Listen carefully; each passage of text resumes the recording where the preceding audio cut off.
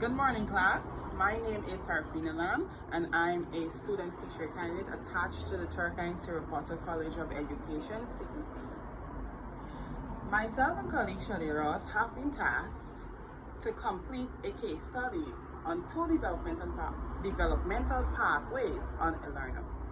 Now, you may be wondering, what is developmental pathway?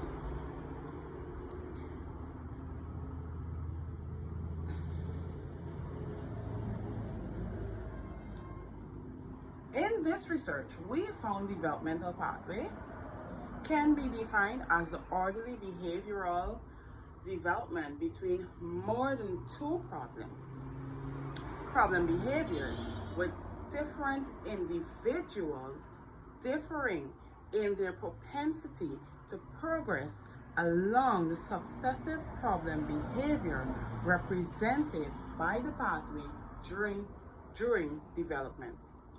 These pathways can be placed into several different categories. These categories include physical pathway, social interaction, emotional pathway, psychological or mental pathway, cognitive pathway, linguistic pathway, and moral ethical pathway. But guess what? Today, we're going to be looking at two of these pathways. These two pathways that we're going to be looking at are physical pathway and cognitive pathway.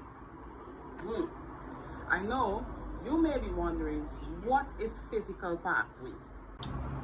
I am going to be looking at the physical pathway, and my colleague will be looking at cognitive pathway.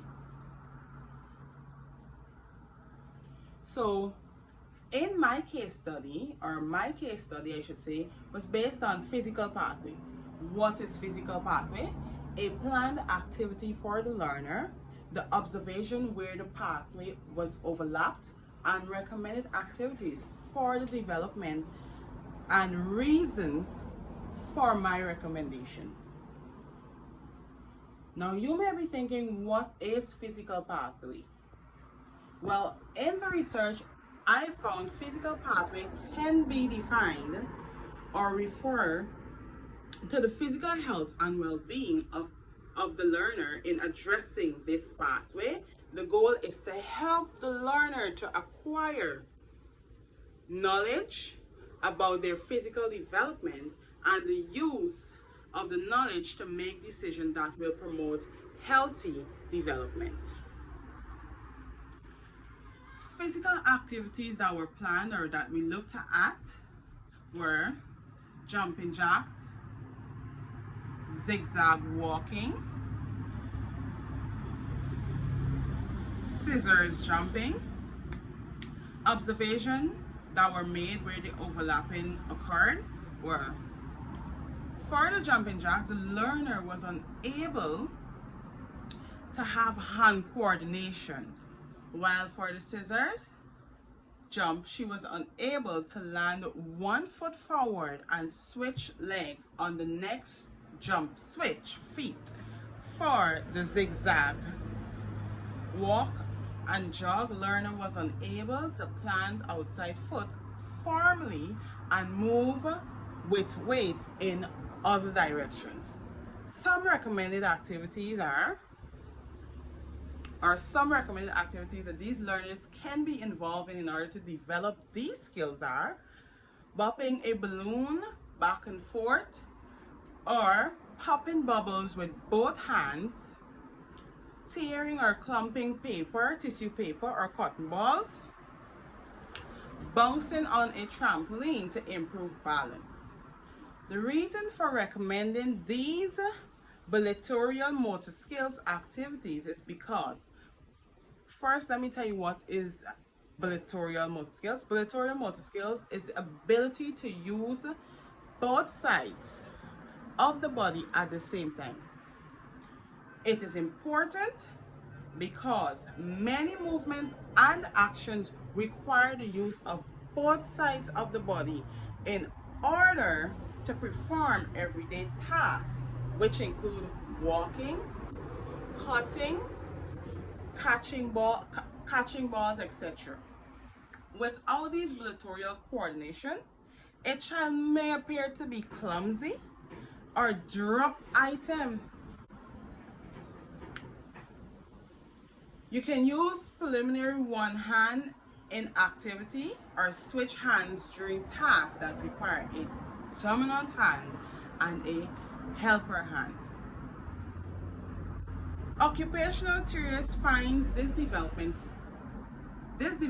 developmental step often fatiguing or stress, because when a child is not able to cross the midline, it means that the two sides of the child's brain are not communicating with each other.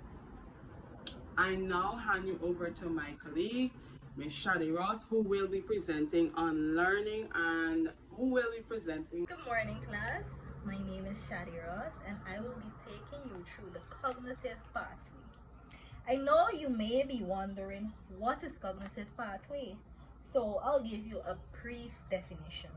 The cognitive pathway refers to how information is processed, assimilated, and used in an increasingly sophisticated manner as children develop. Cognitive development is progressive and has certain common milestones.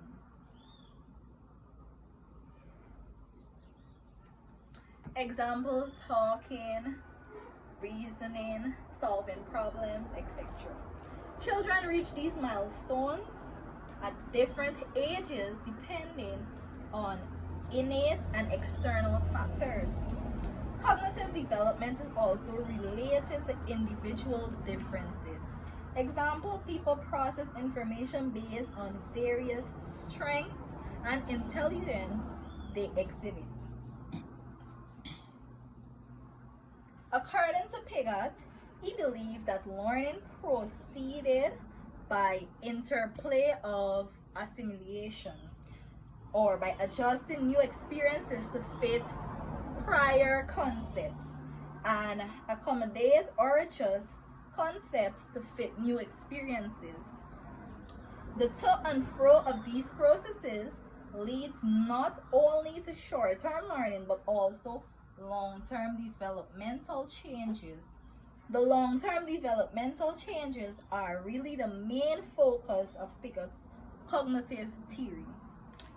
Some activities that was done with the learner during my observation in the cognitive pathways are sing vocabulary songs, pretend play, building blocks, and book time with the toddler.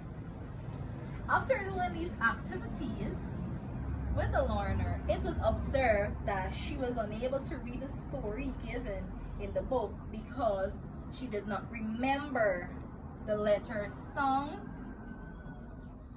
She had difficulty with rhyming words. She did not remember the sight words.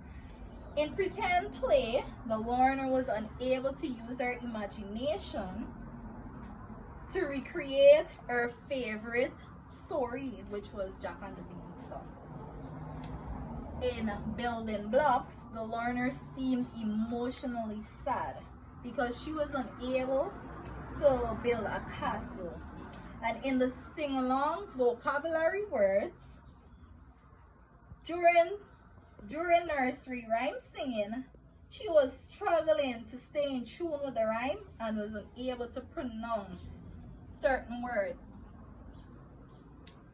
Some strategies that can be implemented at home or at school to help the learner develop cognitively are reading to your kids, teach phonics, letter name.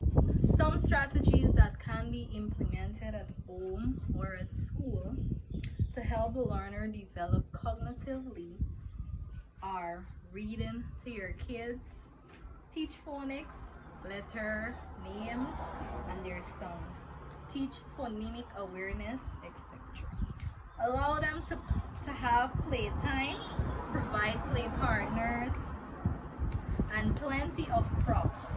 Encourage them to solve Encourage her to solve more problems in the classroom or get her more involved in fixing puzzles.